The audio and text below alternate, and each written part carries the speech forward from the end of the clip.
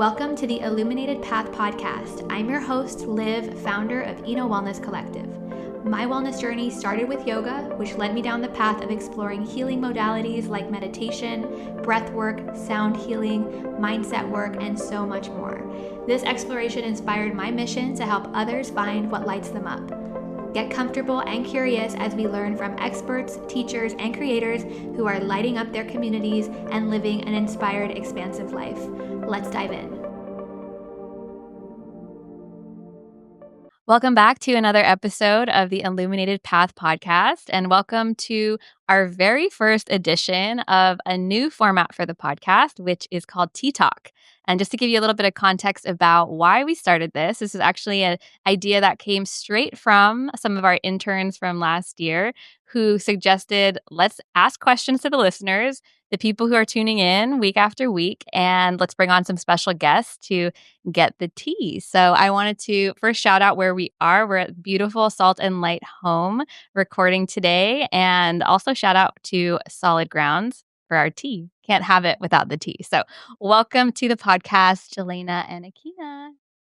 Hey. Thanks for having us. So this is so fun for me because we are all friends. Yeah. And so I've known these ladies since I moved back to Guam, and they have their own podcast, Dear Gorgeous, and we've stayed, connected in each other's worlds over the past years through many, many transitions, changes, big life stuff. So in today's episode, I really want to hear a little bit from you two about kind of the seasons of life that you're in now. And then we have some questions submitted on both Instagram as well as from email. So I'm excited to get into our conversation today. So before we get started, I was thinking about this when we were preparing to record about how we all met. But I would love for you to tell the audience a little bit about how we met and just how we all got connected. From what you remember. Okay, so I was trying to think timeline. I feel like Dear Gorgeous was already up and running, maybe? And I can't remember if it was or not, but I do remember you, Liv, messaging me on Instagram, like cold messaging me and being like, hey, I'm moving back to Guam. I see that you're in the wellness space because I was teaching yoga at the time. And I have these ideas. I'd love to just like pick your brain, basically. And so I remember we had a phone call. Yeah, we did. And then you're probably like, who is this girl? Like, drop into my DMs. I think but I also saw on your, when like someone messages you, you're like, who is this person? And you're like looking through their feed. And I was like, oh, she was in San Francisco. Yeah. And I was like, super down to talk to you. You seem cool. And we had a really good conversation about sort of my perspective on wellness on Guam at the time. And I really enjoyed that conversation specifically because at that point I was already teaching yoga for maybe almost a year or something like that. I was teaching yoga for a good amount of time, and I'd never given myself the opportunity to sit down and like reflect on like what I was experiencing and what I was seeing. So that conversation really like made me think about it. And then within a year, you were back on Guam.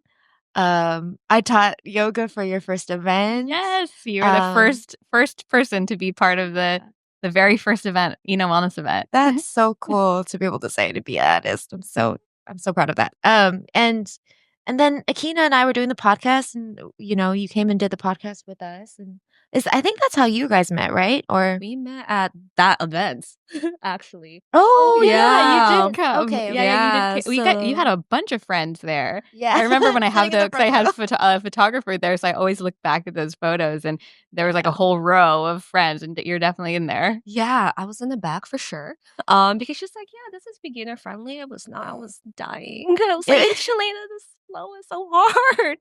But then it was such a great experience because it was so interactive. I was like, dude, we're on the same energy and same like vibe, wavelength. I was like, I can't wait to have coffee with her and get to know you more on the personal level. So I think that's when we scheduled the podcast, or at least like a meetup to talk about the podcast. Yeah, it was so fun to, I moved back end of 2019, beginning of 2020. of course, grew up here, so I have family here, have friends here, but you two were like new connections that I made that it was like, I do feel like it's really special when you're able to make adult friends, which we'll talk about a little bit later too, is like finding people that you don't know from school, you're not related to, you're not, that are really your choosing at like this season of who we feel connected to. And I remember we all went to Inspire Guam, that conference, Yeah. right? Like a couple of weeks before the pandemic, like shut down. And that I remember that specifically. And then, going out after the conference too. And that kind of kicked off like a whole relationship too, right? And you two were at my wedding, you've been to the baby showers, and so it's really awesome to see how just that. I'm really glad I dropped into your DMs. Yeah, no, You that never one know. DM like set off so much. Yeah. Yeah, wow. I've been really thinking about adult friendships too, so I Yes. can't wait to talk about that. Yes. So I feel like tables have turned now where you had me on your podcast, and both of you have been such an inspiration of having a podcast here locally, having honest, real talk conversations, talking about your journey and just like the messy and unpredictable nature of it. And so I'm sure that there are listeners here who have heard of Dear Gorgeous and have listened, but there's probably some new ones that haven't. So I would love for you to share a little bit about your podcast journey, because it was so fun to get to not only be on your podcast, but just to listen to all the episodes. And before we hit record, they were reminiscing about just like the different episode titles and the, just that phase of your life, right? Which is so different from where you're at now. So take us through the DG evolution a little bit. Oh my gosh, Akina, you got to Okay. you start with that one. So Dear Gorgeous was kind of like an idea to bring community together, and serendipitously, yeah. G and I met on a shoot, and we connected because we both have like lived in San Francisco at the time, and then we grabbed coffee, and we were talking about passion projects, and she was like, "Hey, can we talk more about this Dear Gorgeous concept that you had?" I'm like, "Yeah," and she was like, "Hey, have you ever thought about making it into a podcast?" And you know that when you're about to start new projects, especially your that fear, right? And I just remember Gilayna was ready, like, all right, I looked at the equipment we need to buy, the microphones, girl, let's just do it. And I was like, okay, I think I need her. Like, this is a partnership that's really gonna help me grow, not only in this project itself, but in life. And since then, like, we went through ups and downs. We had late night episodes. We're recording in her car. We're recording like at my house at Hive. I think that's where we had our episode. So just seeing like how it started and how it has grown and evolved also with our life seasons. Yeah. And it's sorry, if anybody wants to go and tune into the podcast, there's 42 episodes. I always That's a warn people. lot. I That's a know, that's lot. crazy. Even when we were talking about like being a little nervous to record today, and I was telling Kenny, I was like, honestly, we did this 42 times. Like, why can't we? You know what I mean? Like, we'll be fine. And but I always warn people, like, when you go to the first episode, we didn't know what the heck we were doing at all, like audio wise, like production wise, we just were like, let's just hit record and see what happens. And so you could hear the levels, they're so loud in the first couple episodes. And I have family, my brother, he works in production. And I have a lot of friends in music, and they were all so gracious. They didn't tell me like right out, like, dang, the audio, like the volume levels suck. But like when you look back at it, you're like, the audio will come in and it'll just blast your speakers. So like don't turn it up. But my brother came in and kind of taught me like, this is what the levels are supposed to look like, and he like the technicalities behind it. And so there was definitely growth there in the production side. But I think about that when we start new projects, there's always this fear about like, what if I can't do it well? Like, what if I'm just not good at it, And like very blatantly, in a lot of ways, we weren't good at it at first, but our ignorance was so perfect in the time because we just were like, we had this vision and we wanted to just connect with people and we wanted to learn from other women. And that's what kept us going throughout the process. And we just got better at it, as time went on. And so that evolution of DG like really sticks out to me. And then also the where we were at in our lives. Like, I had just moved back to Guam. Akina was kind of like, do I leave or not? But we had like very minimal responsibilities, at the time. And we were just like free such a in such a way that will probably never happen again. Or maybe, And I don't know. I feel also, like as a mom, like I'm like, it won't happen until Lily's like out of the house. But there was, yeah. yeah. Oh, go ahead. Oh no, so also like identity was a huge part of it. Yeah. At the time, she had just moved back from San Francisco, living there for almost 20 years, right? Yeah, I was, Yeah. 20, yeah. 20 years she moved back and she was like, oh, what does it mean to be, Chamorro Pacific Islander culture?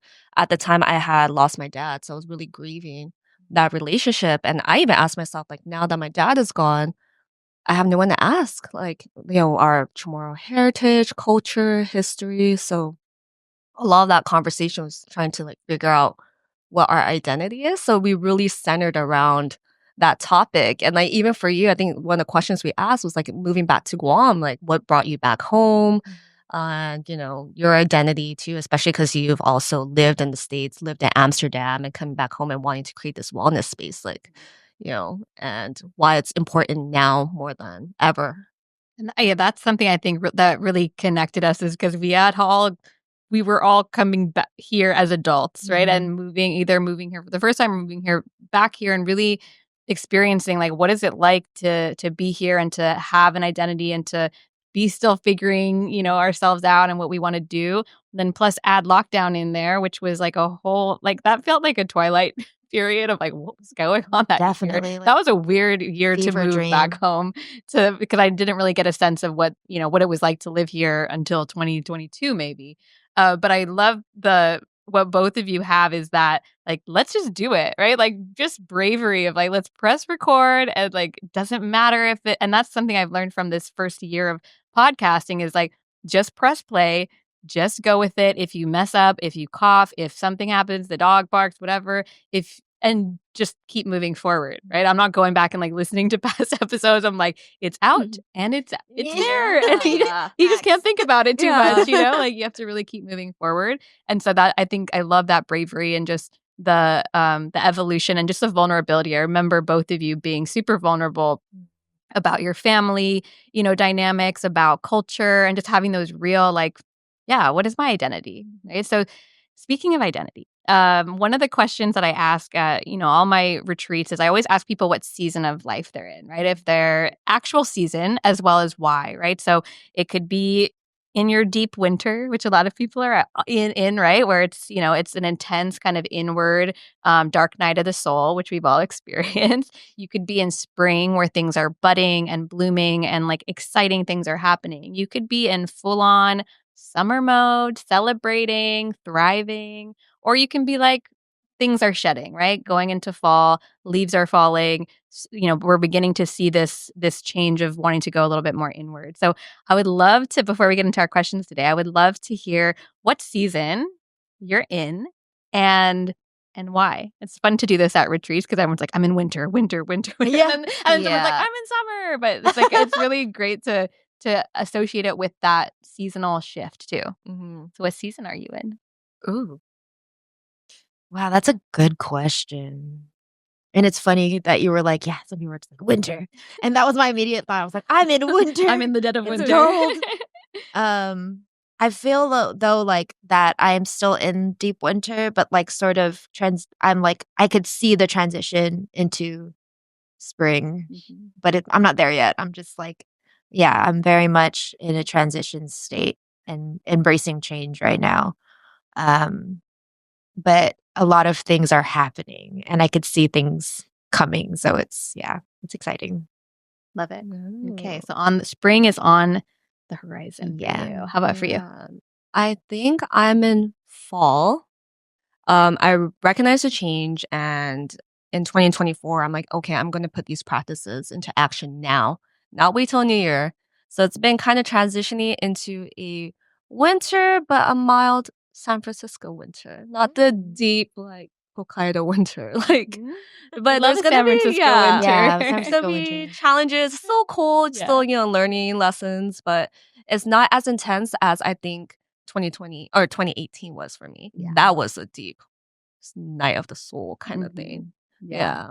I think we've all had that, even just within the 5-6 years I've known you two, of like, we've all had those times, right? Yeah. So I feel like that's a very real, and it will keep happening, right? It's like, okay, we're going to be back in winter at some point, and then Yeah. going into summer, and just being able to honor those changes too. So let's get into the questions. So I pulled Wellness community, pulled the listeners, and I have a few questions. We'll see what we can get into today. But I love that they were across the board because that is holistic health, right? It is looking at, we're not just going to talk about our workout routine and cooking at home, right? We are going to get into what's going on in your relationships, what's going on in your mindset, what's your mentality. So the first one I would love to share. This question is from Clarissa, who we all know. So what helps you step out of your comfort zone and into the uncomfortable and unknown?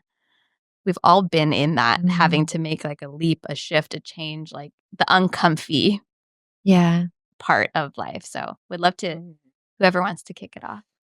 For me, it's just being broken into those things all my life. Like I've experienced a lot of discomfort. And after a while, it's like, well, couldn't be any worse. You know what I mean? And so I definitely have that like mentality of like, forget it. Like just go, and like you've already experienced, some things that have been really tough, So always like being able to draw upon that and give myself my confidence back when I have to remember, like, no, this isn't your first rodeo. Like, you know what I mean? So that's what I would say. And I see you as someone that's like extremely resilient, of like, yeah, let's keep going, keep pushing through, right? So I think actually having that safe space to talk with people you trust, like friends. I had some we're in this point in our life where the next step is kind of like, motherhood, marriage, partnerships, career, business, and having that core people or friends that you could talk to and be like, hey, I want your honest opinion. Really, I need advice. And like kids has been something on my mind lately. So I had like amazing mothers I could like lean on and be like, I'm really nervous, I'm really scared. And I always get like advice. It's nice to see like you're being seen, and there's always people that you can lean on to give like real authentic truth and advice and, peel back the curtain, but also take that curtain to comfort you too. Be like, you're good. You're fine, yeah.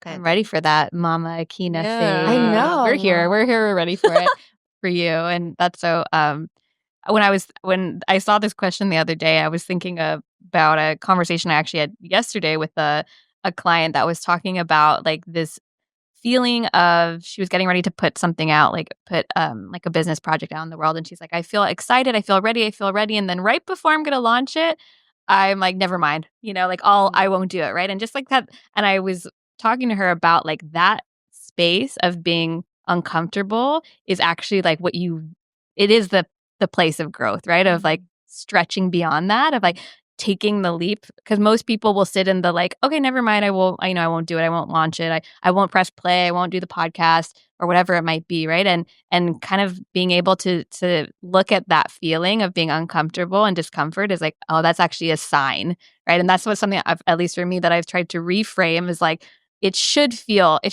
like comfortable completely when you're on the verge of like doing something that's going to help you grow. Like it should feel a little bit like, not obviously your nervous system and all that should be feeling semi-regulated, but you should feel that stretch and that stretchy It's like feeling. labor. Yeah, It's like labor. exactly. I'll add to Clarissa's question, but I would love to know if there has been something that each of you have done that has been out of your comfort zone lately. It could be like, I went to Zumba, right? Like what have you done lately that you have felt that stretchy feeling? Like I've been definitely exploring other mediums of storytelling within the last 6 months. And it's things that I've always wanted to do, but now the opportunity to do them has come up. I've been editing longer form manuscripts, which is like completely new. I mean, I was an editor before, but articles and things like that. And it's something I've always dreamed of, but being in the space, I turned in my first like draft with an author a few months ago, and I just felt like so much imposter syndrome. It's a project I've been working on with this author for like a year, and I'm like, when I submitted, I was like, like, what if they write back and tell us it sucks? You know what I mean? Like, just that feeling of just like, oh, and having to process like and sit with my imposter syndrome and like my insecurities about how well I did was familiar, but it definitely felt new as well. Like, yeah. What about you? Yeah, I think the biggest one is I gave up alcohol. Like, drinking is usually a pastime. So last year I was like, okay, like where are my goals? Like, and I think I was telling Gilayna this last night that, every year you kind of revisit your goals over and over. What same goals are still on that same paper? Yeah. So I decided like, okay, what are things that are affecting my progress and my growth? And I just felt like this one substance was affecting like my intuition, my confidence, my anxiety was like up, like off the roof, all these things. So I'm like, okay, let me eliminate this. And I was so scared about being in social settings, like gathering friends, you go to dinner, weddings, birthdays. But so far it's been like, it's not as hard as I thought it would be. I was like, oh, this isn't bad. And I feel better. My mental health, my mental state, my health too. And I was like, oh, the stories we make in our brain, I was like, oh, this isn't bad. There are other ways to have fun, and Coke Zero this. Like, it's really not bad. But in my brain, I had, Mocktails. yeah, I made it into this whole story. It's like, no one's going to invite you out anymore. You're going to be really awkward. You're going to be like too nervous to like, have conversations with people. Well, I'm still me. I'm still chill. And that's the reason even more why, to be able to have those deep conversations and social connection without having that too. Yeah. I love that. The stories that we tell ourselves. Yeah. You probably are imagining someone being like pressuring you of like, why not? Why not? But it's so true. I think people are more interested when you're like, I don't drink. And they're like, tell me what? more. Yeah. Yeah. But, okay. So I know we were chatting about this a little bit before we pressed record too, but I love that a lot of questions, and I only picked a few for today, but a lot of them were around relationships, and this one specifically, I actually don't know this person, but I was like, let's dig into this one. So his question, his name is RJ, was, how do you deal with relationships when people feel like they can say anything under the guise of, I'm just being honest? And so I want to talk here a little bit about how you manage not only conflict, but also boundaries, setting boundaries with people. I know we all have a lot of different family, friend, like many circles that we all have.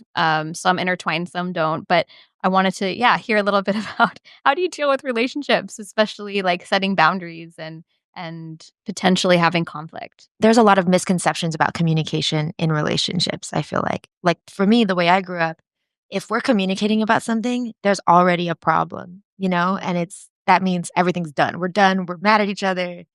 That's it. Like there's no resolution. We're communicating that I don't like you. But I've learned as I mature that communication should be a way to share and to expand with each other, even if you're sharing something uncomfortable. And I've always had to ask myself, like, referencing the question, like, oh, I'm just being honest. A lot of people do say that as a way to sort of like cushion them wanting to sort of release like pent up resentment or aggression.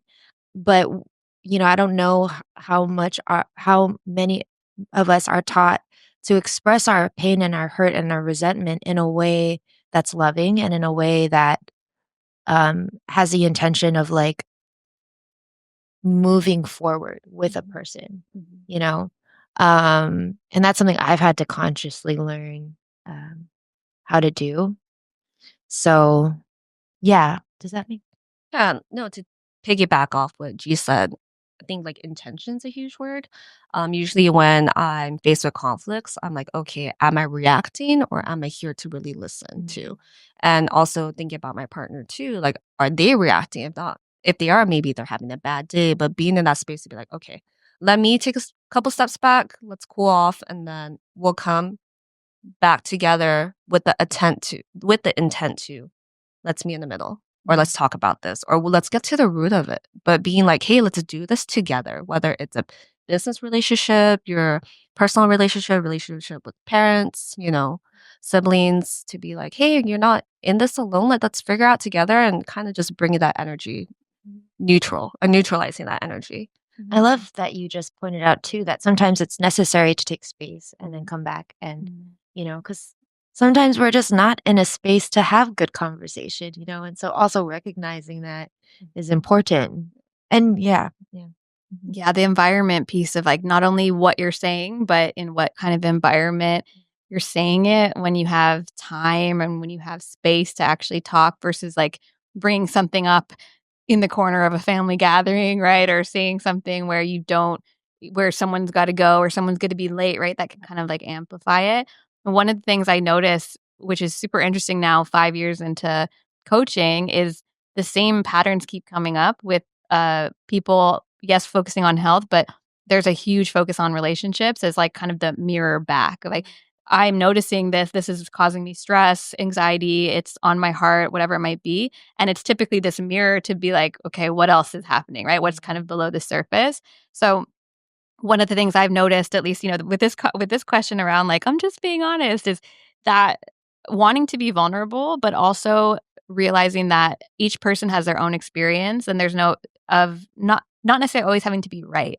One of the things I used to do, I think both of you know this, like I used to do like career coaching back at Eventbrite. And one of the things that they would teach, we would coach people through, is having hard conversations with their boss. And that was always something people were thinking about. They're like, how do I have these hard conversations with my boss? Like, what are they going to think?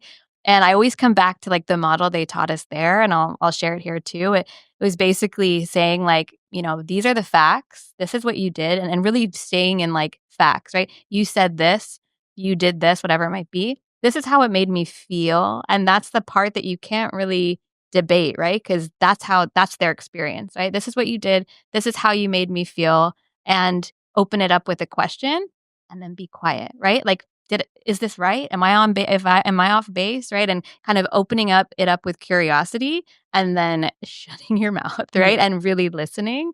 And that I saw kept opening up the door to not like you did this and that was your intention, right? But like, this is a story I'm telling myself, and this is how I feel about the actual fact of you showing up late, saying this behind my back, whatever it might be. And then approaching it with like curiosity, like giving that door open for like, maybe they're wrong or maybe you're wrong, right? And maybe like having that like that conversation. So I wanted to share that because I share that with a lot of my clients of like, you can prepare for a tough conversation versus kind of hiding behind it and being like, well, I'm just being honest, and like, haha, like kind of there is an element of humor that can be in any conversation, right? But I think curiosity is oftentimes a missing piece of having a hard conversation. Oh yeah, absolutely. Oh, curiosity. Because I did hear that this, when you talked about earlier, the stories I'm telling myself, that's something that I remember hearing in a podcast related to relationships, right? Like the story when you're late, let's use the lateness thing, right? When you're always 30 minutes late to work or whatever it might be, the story I'm telling myself is you don't care about the job, right? Or the story I'm telling myself is you don't value my time, right? Or whatever it might be. You can apply this to any relationship conversation, but like we create these stories about other people, like they're gonna hate me, or they don't care about me, or they don't respect me, right? And it's all like assumption. Yeah. So yeah, I would love to know. I mean, if you can share what you will. I'm adding to everyone's questions too. I'm like, their question plus mine. But is there a boundary you've had to set lately? Oh yes. It could be a personal with someone else. Ideally, maybe with someone else. That would be interesting. Ooh. I need to take a sip of tea for this. Yeah, get the tea. Get the tea. Mine is personally though, if that's okay. So I realized recently that I am such a people pleaser. It also comes from, being raised in a Japanese household, right? You're always kind of like second, your opinions or what you want comes secondary to your, family community. Is always about like saving face too. Very Asian culture. But then I realized like when I wake up, the first thing I do is check my email. Because why? I'm scared that a client messaged me. It's like, hey, we need this. We're unhappy with this. I need you to fix this. So my mind, I wake up, check my email. Not social, not text, my email. And I realized what am I doing? And it was a podcast I listened to with Elizabeth Gilbert and Marie I think it's Folio. And they talked about Elizabeth's, I guess, like morning routine. And she goes, I decided to take back my mornings. My mornings are precious. It's really like when we're at the peak of our creativity and peak of our productivity. Why are you going to give it to someone else and not yourself? And I was like just so mind blown. I was like, I'm going to take back my mornings. Like every morning I'm going to wake up and instead of jumping straight to my email, I'm like, I'm going to write or I'm going to enjoy coffee. So me and my friend Manami, we walk on the beach we get coffee in the morning. Every Friday we walk on the beach because that's how I want to spend my mornings with nature and connecting with someone, a friend. And other days it would be, giving my grace to sleep in a little bit. And other days will be like, okay, we're going to focus on your book, your writing, what you want to do, not anything business related, client related, just you. Like, what does Akina want to do for the first 2-3 hours of your day? And I know that's like a luxury too, but sometimes like, life is busy. I'm not a mom yet, so I don't know like the routines, but even like if it's 30 minutes or 10 minutes, like why don't you deserve that 10 minutes or 30 minutes? Like give it to yourself. Kind of, yeah. Love that. That's my boundary. I love that. Girl. I definitely had to dig. I'm like, do I have to set more boundaries now? Because You're like, what are my why boundaries? am I not setting boundaries? I think more of it's around parenting. Lily's 3, my daughter's 3, and there's so many things that can happen with a toddler, especially like in public or whatever, you know what I mean? I mean, it's the boundary is basically for me as well, but it's like, how am I going to handle, you know, a toddler when she's freaking out and having a full-blown meltdown, you know? I can never time it. Of course, I could kind of like try to predict, like, okay, she didn't really get that much sleep, or she needs to eat soon, or whatever. But sometimes there's really no explanation, and she's just beside herself. And I've had to really make sure that I'm like, okay, like in those moments, like I have to remind myself, like, don't be reactive because it's so easy to also reach that emotional place when, even if it's just a toddler, when a toddler is there and I'm just like, and I'm going to be late somewhere. I've got to go, or like I'm embarrassed or whatever. And so I've definitely sort of had to coach myself more and more. And I feel like it would be considered a boundary. It's like, no, like we're not going to react. We're just going to keep breathing through this. And I definitely believe in like providing that safe space for a toddler. Obviously, they don't have full control over their emotions. They're still learning and all of that. And so, having to be that safe space for her and to sort of model like how to regulate and find her equilibrium again, so yeah. I'm going to be going to you for advice when Sky turns 3. It's a fun journey Girl. ahead, I'm sure. I think I'll be a lot better at it by then, but maybe not. I don't know. Lots of parenting for sure. Boundaries should come up a lot with parenting and just raising family and raising a child. So I know a lot of people can resonate with that one for sure. All right. I wanted to get into a question from Keisha, who is actually one of the interns that had the idea for this. So I remember when I told them we're going to be doing the interviews, I was like, submit your questions. So she says, my goal this year is to focus on my health and wellness, but I struggle with being motivated. What advice do you have to maintain motivation, especially if you're creative? And I know both of you are super creative and you have creative projects. You're, taking a path that's different from maybe what most people are doing here. So I would love to hear a little bit about motivation, consistency, and she would like to hear about it too, about as a creative. My advice would be stay in it a minute longer. So, usually when you're on a treadmill, right? Like, okay, you put 45 minutes. The time it hits 40, that I feel like those last 5 minutes are the hardest because you're like, I could just get off. I did my 30. Like, do I really need to make 45? Um, I feel like if you set your goal for like 45, but you stay in it a minute longer, 46, that trains your brain to be like, hey, that wasn't bad. I could keep going. And the next day you find yourself doing 47 without even thinking about it. And I feel like that's the same for any creative project, right?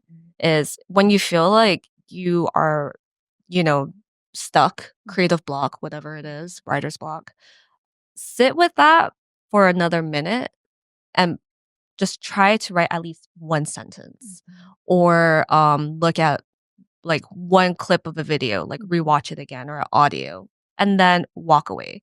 But if you push yourself to just get uncomfortable for that minute, I feel like that sets you up to take on the next 5 minutes or take on days that you don't want to wake up or take on days like, I won't do this. So that's my advice. Thank you. How about for you?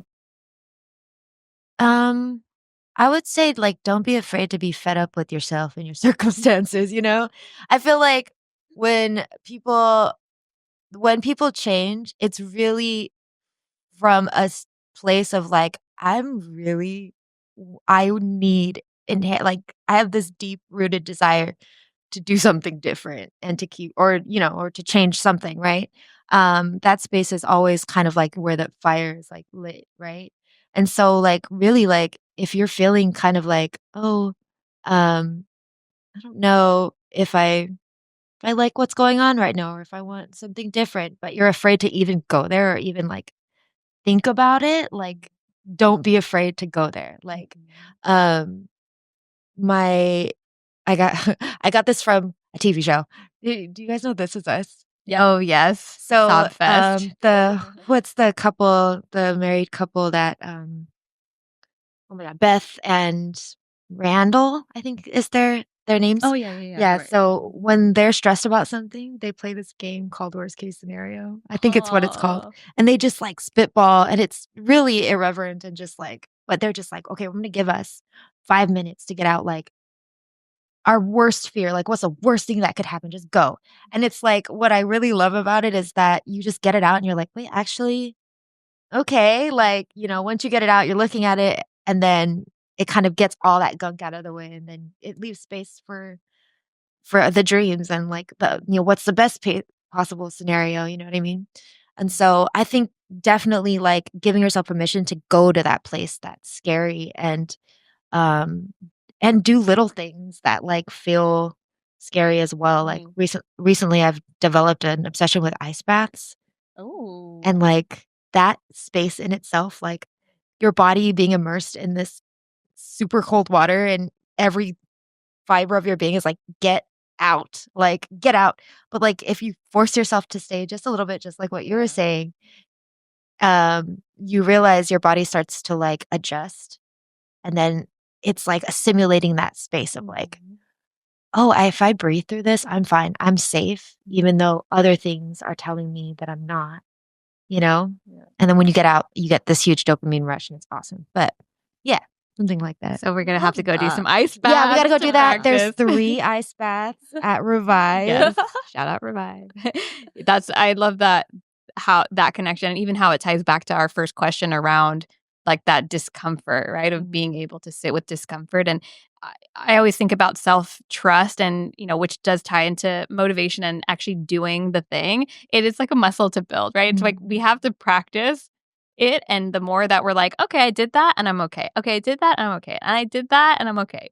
And like continuing to do that over and over again and building that self-trust, I think then sets up, you have more spaciousness to pursue the things that you want and that motivation starts to come because you feel aligned, right? You're like, I'm in total alignment with what I'm supposed to be doing once I've gotten out all the worst case scenarios, right? And I'm in the process of making a pretty big shift to, Wellfest this year, like a big change to it, different kind of format, different, it's going to be different. And I'm in that process of like, well, what if this and what if that? But like the more that I lean into it, I'm like, it's okay. And so what, right? I'm kind of going through that worst case scenario, like, and so what? And so what if not everyone, gets it, right? Not everyone has to get something in order for it to be like truly in alignment with you. So I wanted to share that too. Yes. All right. So final question as we wrap up, which we were talking about a little bit earlier too, which is very real. And I know a lot of people listening will resonate with this question about adult friendships. Adult friendships, creating and magnetizing aligned relationships in your life as an adult. Tell me a little bit about what your journey has been with creating adult friendships, and also any tips for people that are listening of how to find your people. Ooh, I love adult friendship. I feel like we are adult friends. we don't I don't know, I can't speak for the whole world, but it's like we are always taught to value romantic relationships, like find our person, our romantic partner, and we forget the value of real friendship, people who didn't, weren't sort of born into relationship with you, but choose to be there and choose to provide a space for you that allows you to be authentic and real and your whole self. And I actually sent this, it was like a write up on Instagram. You know how the writers, they write their thoughts and stuff, but this really good writer, I have to get her her information, but she wrote about adult friendships. And there was a part that she said that really stuck out to me that was like, how like certain complex things that kind of sit in your head, how when you're with somebody, they naturally just sort of unfold and they're coherent and you feel safe in this conversation because of the presence of your friend. Like, I feel like that is such a sacred space that you can only have with adult friends. Yeah. And I feel like adult friends are the ones that, like, I think Akina said this earlier, they're the ones who hold that space when we're really trying to like piece together, okay, what do I do next? Or what's going on when something's really bothering us? My adult friends are the ones who are always, they'll hear the most tragic stuff like, oh my God, this happened to me. And they're like, oh, okay. And all of a sudden I don't feel like it's the worst thing ever. You know what I mean? So I adult friendships are, and I learned so much. I've learned so much from both of you, to be able to witness like what you guys have done the last 6 or 7 years, and to be inspired by each other and to keep going. And I don't know, I feel adult friendships are so underrated. Like, when you finally get together with your adult friends, that moment is precious because it's like, okay, I'll see you May. Like, is May the next time we're both open? Like, wait, but I'm traveling. Okay, how about this day? And trying to like find space, but love each other enough to be like, okay, we're going to do it, even if it's coffee for 45 minutes or anything. I've come to realize, like, even with navigating childhood friendships, people go their separate ways. They leave off island at different life goals and you grow apart. And I remember when I was still navigating this, I was feeling very sad. Like, I felt like I was even getting left behind. But I think I read this powerful quote that friendships are also like seasons. You grow through seasons together, but then sometimes people are in different seasons. So you and these friends sometimes have to go, their separate ways, but you guys grow into, who you're supposed to be. But that means you're opening room for other friendships to come in. Mhm. Like, I met both of you later in life, So I think like I was able to let go of some of the flowers and make room for you guys to come in to help me grow my garden, and hopefully I'm pouring into your garden. Yeah. I think also meeting people in your 30s too. There's like a different level of like, 20s is you're into you have different goals, different values. Right? Yeah. And once you start to get into your 30s a little bit more, and I'm excited now, I'm in my second half of my 30s, which is exciting. And I feel like it just keeps getting better and better, right? It's like you get more aligned with your values, more aligned with your relationships. For me, when I think about adult friendships, I think a big thing I look for is when I leave and I feel energized and I leave and I feel heard, right? Like there's an equal balance of conversation. You have that space held and then also inspired, which is something both of you do for me. I'm like, I'm inspired by you. You both are creating, your own paths. And it's beautiful to have that, especially having like female, supportive, strong women in our lives. I know that then translates again to our families and our kids and all of that. So adult friendships. Yeah. It's cheap. Even No, you that's too. so real though, because in your 20s, you're like, how did you meet her? Like, I don't know. I was We at were a club out. one We're at a night. bar. we were Yeah. out. Yeah, and then we're just friends with everybody. And then in your Yeah. 30s, you're like, I don't have time for every we've got to friendship. slim it Yeah. down. How do I slim it down and make it more intentional? Yeah. 'Cause- So we're going to wrap up. I have a couple rapid fires for us. So Ooh. don't overthink it. Don't overthink it. First thing that comes to mind. Okay, first one, wellness or self-care trend or product that you're loving. Ice baths. You already said ice baths, ice but baths. something else. Maybe it's something else, something you're doing that you're loving. Maybe you saw it on TikTok, whatever it is. Yeah. Man, my homegirl Elizabeth Gilbert, man. Like she was talking about, I guess you even started talking about it too, like a long time ago, morning pages. Yeah. They're basically channeled Yeah. messages. Yes. So I think she has something about, man, I forget the name, but it's like Dear Love Letters or something like Mhm. that, where you write a love letter to yourself, channeled from your guides. Love it. So I've been doing that. I was like, this is amazing. But you've been talking about it since morning pages. Yeah. Oh, yeah. It just has a different name. Whoa. Yeah. That's pretty cool.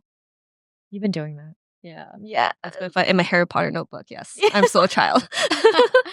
I love it. How about for you outside of ice Oh my God, I've been baths? seeing so many videos on Instagram of like how to like clear your lymph nodes. Oh, yeah. And I don't know if it works, but like I've been like doing like whenever I do my skin routine, Mhm. I like do the whole like fascia stuff and then like do this like, you know, like the tapping on all my major lymph nodes and like drainage and drink water. And I'm like, I'm a new woman. But also shout out to Clarissa who submitted the first question. I've been doing structural integration with Clarissa, which is a 10 session treatment with a body worker like Clarissa, and she works with the fascia of your body. And I've been like really exploring the way so every session she like works with different parts of your fascia, which is basically like the netting that holds your body together, right?